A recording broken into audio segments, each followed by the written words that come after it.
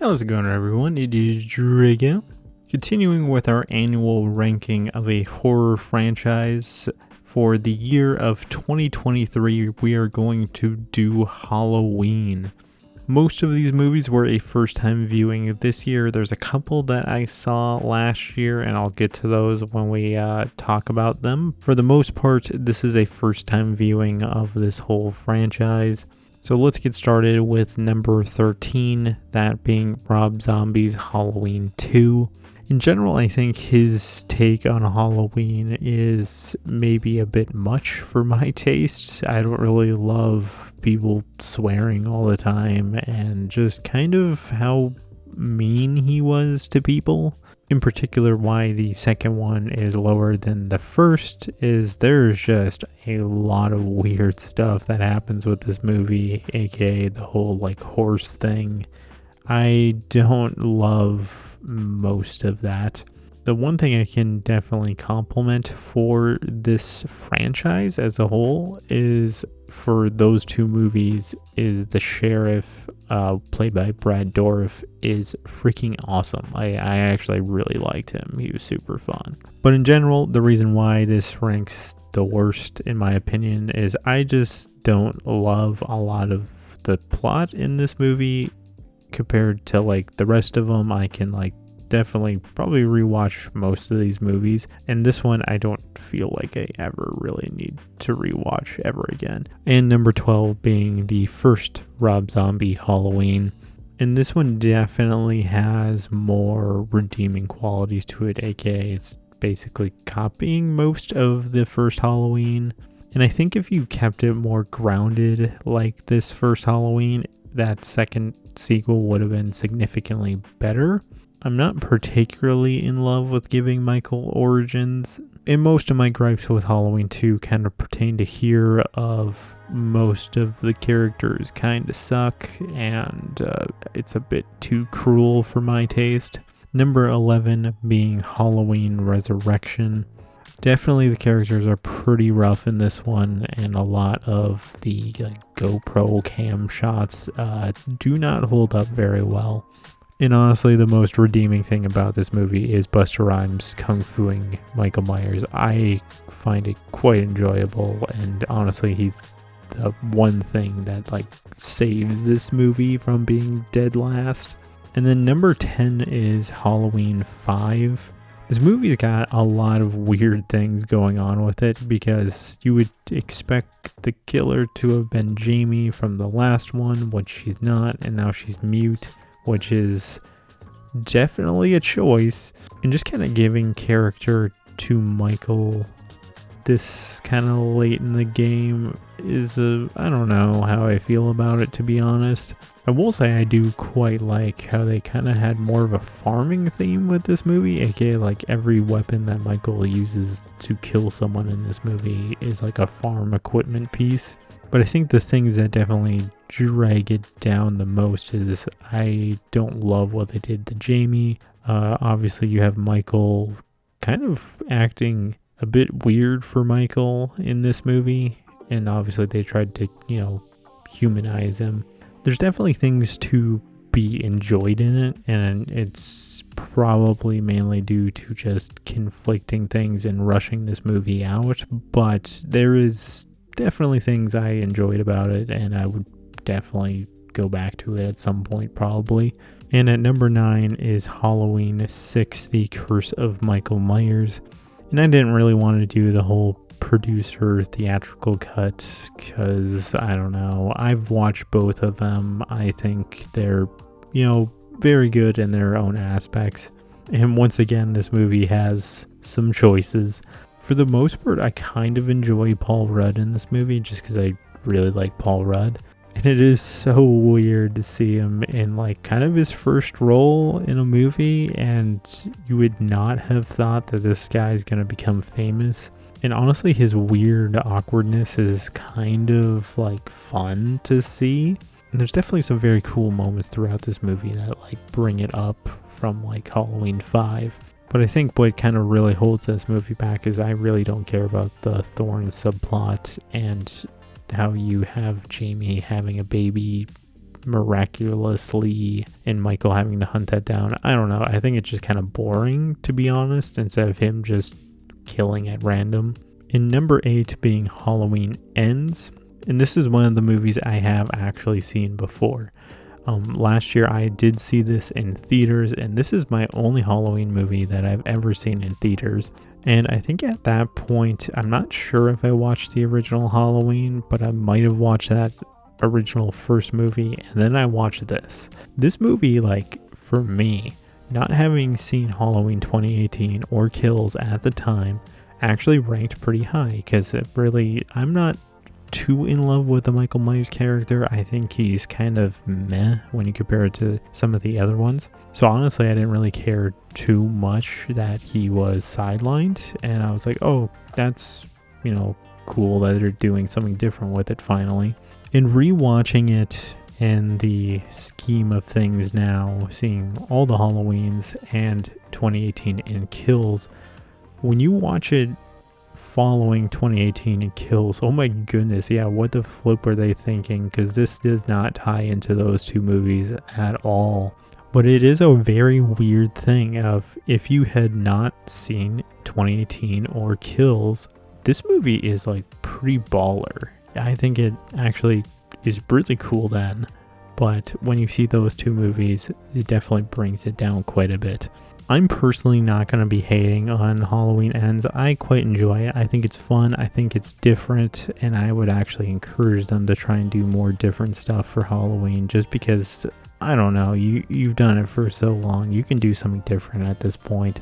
And number 7 is Halloween 4, The Return of Michael Myers. This was a very cool way to bring Michael back into the franchise and, continue it, basically doing like The Force Awakens. And it is kind of sad with what they set up in this movie that didn't really get carried into the next ones. But by itself, you did a very good job of setting up new likable characters for a new generation of Halloween fans, and they kind of squandered it, but for this one movie, it was really solid. I really like the sister relationship that they got throughout the movie with the main two characters and Jamie. And there's definitely a lot to like about Halloween 4. No, definitely the weak point is like Michael's mask, but if you think about it in the guise of he lost his original mask and he found a dollar store knockoff version of his regular mask, then I suppose it makes sense. At number 6, I have Halloween 2. Now, this movie is really cool in the sense of it's a direct continuation of Halloween 1. So if you're going to watch these movies, you watch Halloween 1 and 2 back to back. It's one giant movie. The only thing I don't really love about this movie is Jamie Lee Curtis's portrayal of Laurie in this. I don't know. I think she's too crybaby-y. And I know she just went through a traumatic thing a couple hours ago, witnessed her friends die, but I don't know. I find it really hard to root for her throughout this movie. But besides that, Halloween 2 is pretty darn baller that it's one giant movie with Halloween 1. And I kind of wish they would have stuck with the original Halloween music for this instead of changing it, because if it's still supposed to be a continuation of the same night, it's a little weird that you changed the theme. And then number 5 is Halloween Kills, which I'm pretty sure I watched the extended version of this, which I don't feel like they probably have that much of a difference between them. But gosh dang, Michael is a freaking madman throughout this movie. He is a killing machine. To be honest, they really should have taken how Halloween ended with Laurie fighting Michael, and honestly just pushed it to this movie with the whole town ganging up against Michael and that being the way to kill him finally. Because then you could have actually had the Evil Dies Tonight slogan actually mean something. But otherwise, besides that, this movie is just really fun. There's a lot of really cool kills. I just like a lot of the atmosphere behind it, and that is also a direct continuation of Halloween 2018, so you could watch them back to back. And then number 4 is Halloween 20 Years Later, or H2O. I really like this sequel. It really should have capped off Michael Myers. That should have been the ending for the franchise. You do this 20th anniversary thing, and that's where we end him.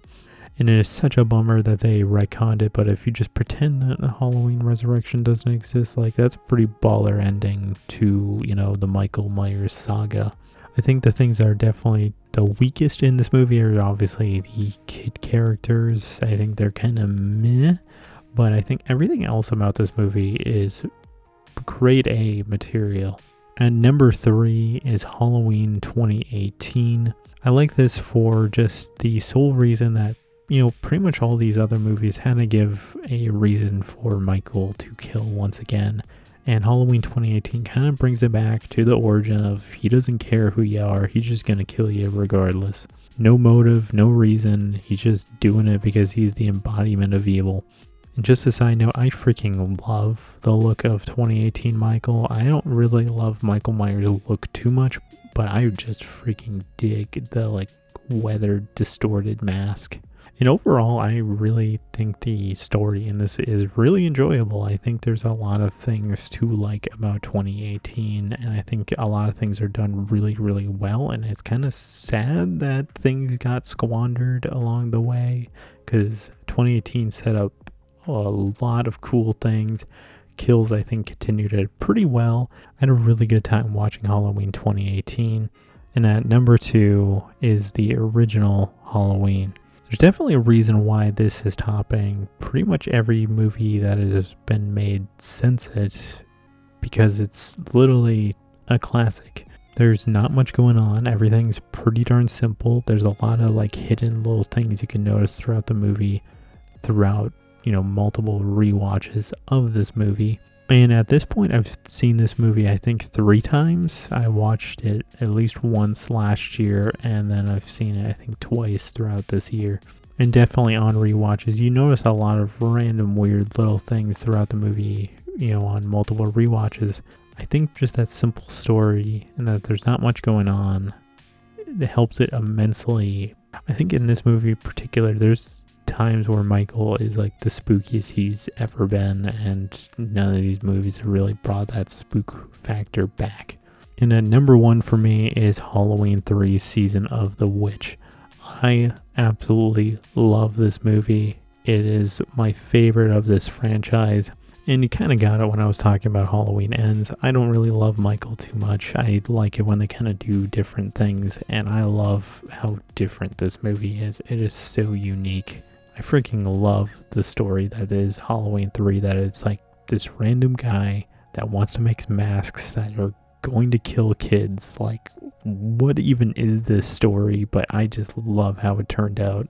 And the ambiguous end of this movie is top tier. I freaking love that you do not know if all the kids in the world got saved or they dead. And especially that there's rumors that they're going to potentially continue Halloween 3 now. I am so excited for that. I cannot wait for a continuation if we ever get one. And I really would like them to go back to the original idea for Halloween to make an anthology series, because I feel obviously Michael has his place, but come on, we can tell more cool Halloween stories.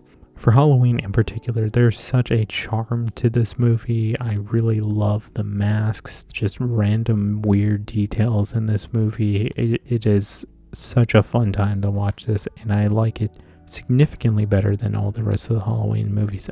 I'm sure no one's going to really match my list too much, because I have some definite choices on my list. Leave your guys' thoughts on what are your favorite Halloween movies in order in the comments below. And thank you for an awesome spooktacular season. Thank you for watching, and this is Drago, signing out.